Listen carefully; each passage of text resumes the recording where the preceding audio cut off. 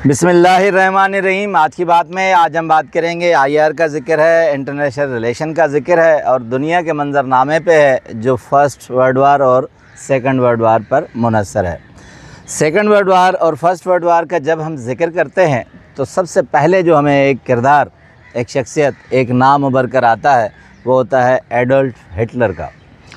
Hitler चूँकि कहते हैं सारे ज़िम्मेदार थे सेकंड वर्ल्ड वार के, और हिटलर चाहते थे कि मेरी कौम दुनिया में सबसे अजीम बने, और यही ख़याल इन्हें ले डूबा और दुनिया एक बड़े महाज पर चल गई जिसमें लाखों करोड़ों जाने गई।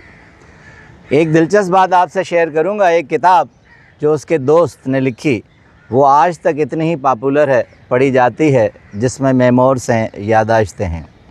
अल्बर्ट स्पेयर हिटलर के बहुत ही देरीना क्लोज़ फ्रेंड थे। उसके साथ बैठते थे, गपशप करते थे। कहते हैं हिटलर अपने राज का बहुत पक्का आदमी था, मगर अल्बर्ट स्पेयर वो शख्स था जिसके साथ वो सब अपने अंदर की बात और जहन के आइडियाज़ शेयर करते थे। अल्बर्ट स्पेयर जब उनसे दोस्ती पक्की हो गई थी और उनसे राज़ो न्याज थे, तो अपनी हुकूमत में उन्होंने वो एक मिनिस्ट्री भी उसे दी हुई थी जो कि हथियारों की मिनिस्ट्री थी। मगर कहते हैं कि हिटलर और अल्बर्ट स्पेयर की इसलिए लगती थी कि स्पेयर फ़न्ने तामीरात का बहुत माहिर था, आर्किटेक्ट था, और यही काम हिटलर का भी था। वो भी इस चीज़ में माहिर था, तो घंटों वो इस चीज़ पर बातें करते थे। इसके अलावा कहते हैं कि जो भी जंगी हिकमत अमली पहले तय करनी होती थी वो पहले स्पेयर से शेयर करता था, फिर वो इम्प्लीमेंट करता था, क्योंकि उसे पता था कि अल्बर्ट बहुत शार्प आदमी है और राज और न्याज का आदमी है, ये चीज़ शेयर नहीं कर सकता। अल्बर्ट ने भी इतना ही निभाया। उसने मिनिस्ट्री तो ले ली, मगर सेकंड वर्ल्ड वार में वो पकड़ा गया। 20 साल जंगी कैदी रहा, सख्त अजियतें सही, मगर कोई भी राज उसने नहीं दिया। मगर उसने सोचा कि ये सियासत अब हमसे बाज आई।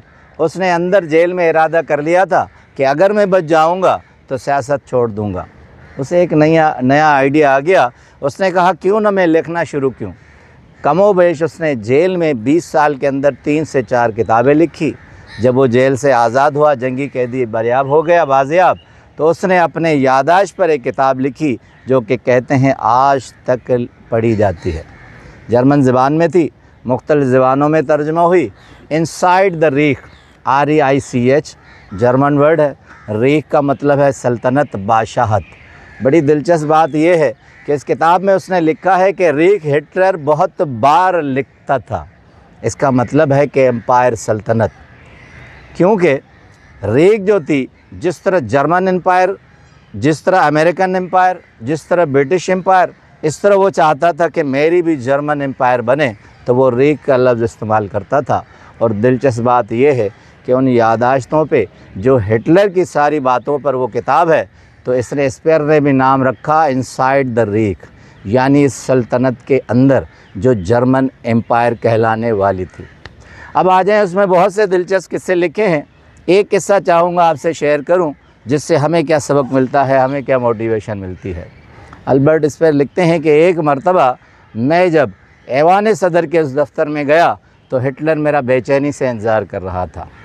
हमें मुलाकात हुई तो मुझे पता था कि अब ये आर्किटेक्चर के बारे में बात करेगा या दूसरी और बातें करेगा, मगर उसने मुझसे मिलते हुए ही कहा कि तुम्हें आज मैं किस तरह लग रहा हूँ। तो मैंने कहा बहुत फ्रेश, हमेशा की तरह, इरादों के अटल। तो उसने कहा दूसरी तब्दीली महसूस करो। तो कहता है कि मैंने इधर उधर देखा तो कोई ऐसी तब्दीली मुझे महसूस नहीं हुई। उसने ज़ोर से टेबल पर हाथ मारा और कहा कि देखो, तुम्हें आज ये नहीं लग रहा कि ये टेबल बहुत साफ़ है? और फिर हाथ फेर कर कहा कि देखो, न मिट्टी है न कोई चीज़ है। तो कहा हाँ, मुझे तो तब्दीली नज़र आ रही है। उसने कहा तुम जब रोज़ आते थे मेरे पास तो यहाँ फ़ाइलों का ढेर नहीं देखते थे। अब अल्बर्ट स्पेयर ने कहा कि वाकई मुझे ये लगता था कि बहुत से फ़ाइलों का ढेर है, आप मुझसे बात भी कर रहे हैं और वहाँ साइन भी लगा रहे हैं। तब उसने अपनी रिवॉल्विंग चेयर घुमाकर एक कहका लगाकर हिटलर ने कहा कि देखो, मैंने जब से वजारत संभाली तो शार्प ब्यूरोक्रेसी ने यह तय कर लिया कि मुझे फ़ाइलों के ढेर में वो फंसा देगा। मैं सारा दिन फाइलें देखता रहूँगा और उन पर साइन करता रहूँगा। जो मेरा असल मकसद है वो मेरा पूरा नहीं होगा। अब अल्बर्ट को हैरानगी हुई। स्पेयर ने कहा, फिर आपने ये किस तरह इतना जल्दी काम कर लिया? कहा कि जल्दी काम नहीं किया। आज सुबह जब वो फाइलें ले आए तो सारी मैंने फ़र्श पर फेंक दी और कहा कि ये मुतल्लिका डिपार्टमेंट जो है कंसर्न डिपार्टमेंट को भेजो और ये उनका काम है, वो करेंगे और वो अपना अपना हुक्म जो सादर करते हैं वो कर ले, मगर एक शर्त ये देख लो, अगर कोई बदनीति या करप्शन हुई तो सीधा मैं उस अफसर को गोली मार दूँगा। कहते हैं उसके बाद अब मुझे पता चला है कि सब सीधा और सही काम कर रहे हैं और मैं बिल्कुल आज़ाद बैठा हूँ और मैं अपना काम कर रहा हूँ। अब स्पेयर की ऑब्ज़र्वेशन देखें जो हिटलर से उन्होंने निकाली।